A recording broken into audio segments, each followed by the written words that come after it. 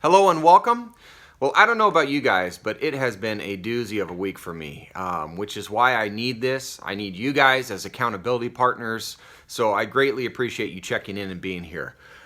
We have 2 Samuel chapter 15 today, and we're picking up where David and his son Absalom made restitution for the break that they had when Absalom killed Amnon. Okay, here we go, verse 1. Now it came about after this that Absalom provided for himself a chariot and horses and 50 men as runners before him. Absalom used to rise early and stand beside the way to the gate. And when any man had a suit to come to the king for judgment, Absalom would call to him and say, "From what city are you?" And he would say, "Your servant is from one of the tribes of Israel." Then Absalom would say to him, "See, your claims are good and right, but no man listens to you on the part of the king." Moreover, Absalom would say, "Oh, that one would appoint me judge in the land. Then every man who has any suit or case could come to me, and I would give him justice." And when a man came near to prostrate himself before him, he would put out his hand and take hold of him and kiss him. In this manner Absalom dealt with all Israel who came to the king for judgment. So Absalom stole away the hearts of the men of Israel. And so he pretty much appointed himself into this role. Verse 7. Now it came about at the end of 40 years that Absalom said to the king, "Please let me go and pay my vow, which I have vowed to the Lord in Hebron. For your servant vowed a vow while I was living at Geshur in Aram, saying, 'If the Lord shall indeed bring me back to Jerusalem, then I will serve the Lord.' The king said to him, 'Go in peace.' So he arose and went to Hebron. But Absalom sent spies throughout all the tribes of Israel, saying, 'As soon as you hear the sound of the trumpet, then you shall say, Absalom is king in Hebron.'" So Hebron is the city where David was anointed king of Judah. So this is getting really interesting. This is David's own son. Verse 11. Then 200 men went with Absalom from Jerusalem, who were invited and went innocently, and they did not know anything. And Absalom sent for Ahithophel, the Gilonite, David's counselor, from his city Gilo, while he was offering the sacrifices. And the conspiracy was strong, for the people increased continually with Absalom. Remember back in verse 7 that Absalom had been hanging around for 40 years, trying to be the judge with the people. So he'd built these relationships for a long time. Verse 13. Then a messenger came to David, saying, "The hearts of the men of Israel are with Absalom." David said to all his servants who were with him at Jerusalem, "Arise, let us flee, for otherwise none of us will escape from Absalom. Go in haste, or he will overtake us quickly and bring down calamity on us and strike the city with the edge of the sword." So first David had to deal with his incestuous, perverted son Amnon, and now he's got his backstabbing son Absalom.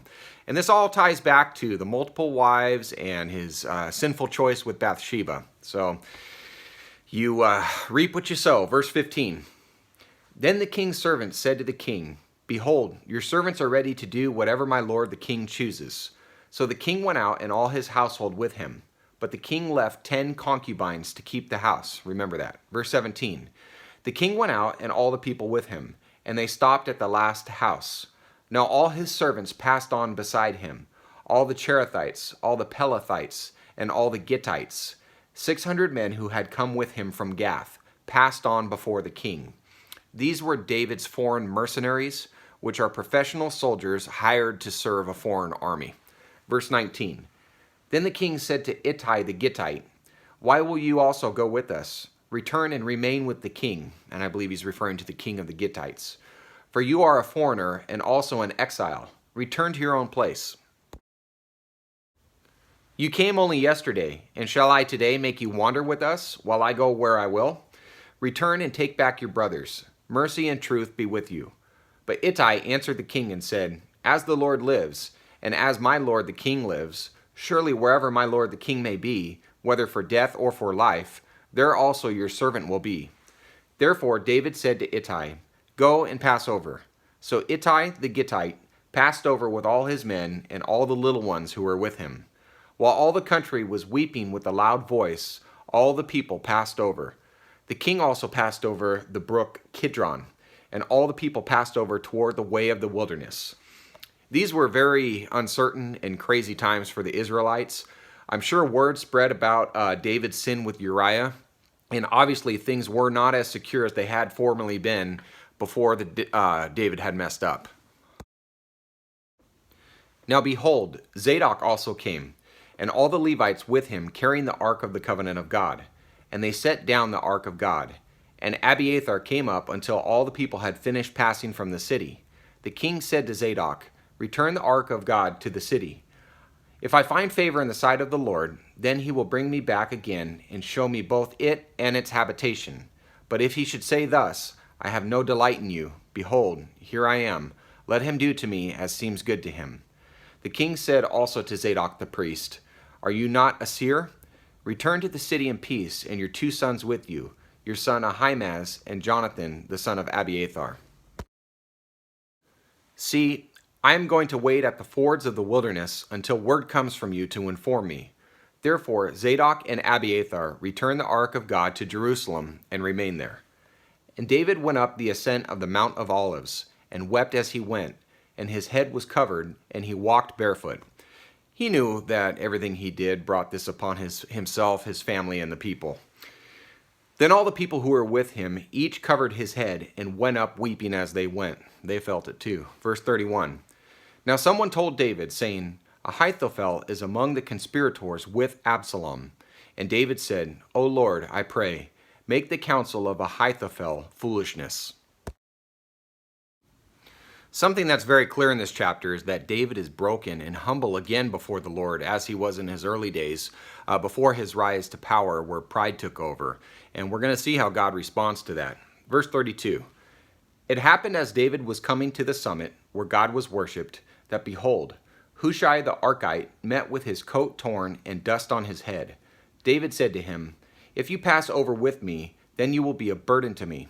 But if you return to the city and say to Absalom, I will be your servant, O king, as I have been your father's servant in time past, so I will now be your servant.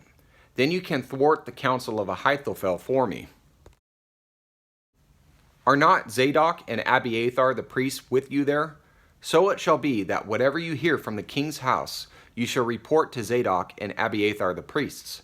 Behold, their 2 sons are with them there, Ahimaaz, Zadok's son, and Jonathan, Abiathar's son. And by them you shall send me everything that you hear." So Hushai, David's friend, came into the city, and Absalom came into Jerusalem. Hushai was of the clan of the Archites, who lived in Ephraim on the border of Manasseh, and he served as an official counselor to David. David persuaded Hushai to return to Jerusalem and attach himself to Absalom as a counselor. His mission was to contradict the advice of Ahithophel and to relay Absalom's plans back to David. So he's having to spy on his own son, and rough times. Well, guys, I told you this chapter, this whole book is very interesting, and it's going to get more so.